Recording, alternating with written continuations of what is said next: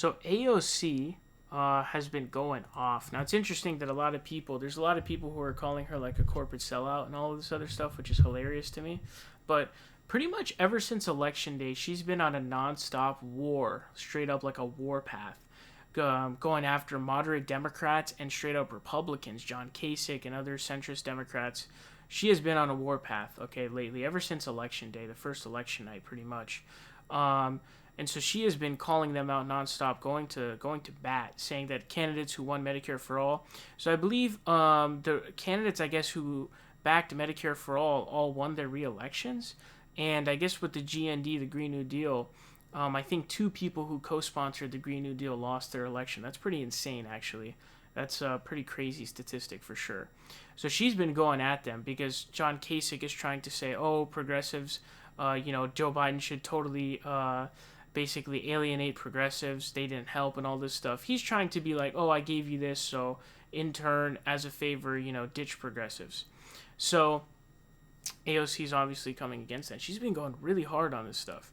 So a quote that she said, we have to move past the moderate versus liberal conversations and start speaking and moving together as a strong party. This is Jamal Bowman.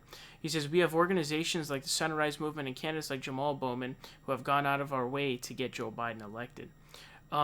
Miss Ocasio-Cortez said she expected a long-term fight, particularly given the setbacks for Democrats in the congressional contests. She also cited cabinet appointments as a way to measure Mr. Biden's ideological core. She said some people, including Mr. Emmanuel, should not play a role in the party's future. The former mayor has been floated by some in Mr. Biden's inner circle to lead a department like housing or transportation. Someone like Rahm Emmanuel would be a pretty divisive pick, she said, citing his record as mayor on racial justice and his opposition to teachers as unions.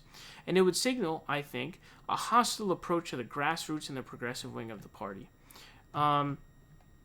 And so a reporter had tweeted this out saying AOC fires a warning shot. Progressives will not accept former Chicago Mayor Rahm Emmanuel and President-elect Biden's cabinet. And AOC herself had responded saying, we must govern with integrity and accountability. Laquan McDonald's life matters. So Laquan McDonald was an example of police brutality where I guess the police had covered up the tape that had showed what happened. And I think Rahm Emmanuel had a role in that. And so, they've already sort of gotten together, squatting up, getting ready to fight Joe Biden and anything that they're going to try to do in this direction. It's going to be really interesting to see. It's hard for me to imagine a Biden cabinet not having people like Rahm Emmanuel. They're probably going to have people maybe even worse than Rahm Emmanuel. I'm really hoping not. Maybe that's just a transition team. But again, I'm still hoping that Bernie gets in as labor secretary in the cabinet. Biden says he supports a $15 minimum wage, but unfortunately, there's pretty much no chance of that happening because obviously you don't have the Senate. The only way is some miracle of winning the two Georgia races, which I think are pretty much impossible to win either of them. But even if you win those, I don't think Joe Manchin is going to agree to pass a $15 minimum wage. You're kind of screwed. So you're already in the position of, okay, you got to do stuff that you can do via your pen as president, right? Executive orders, which you can do a lot.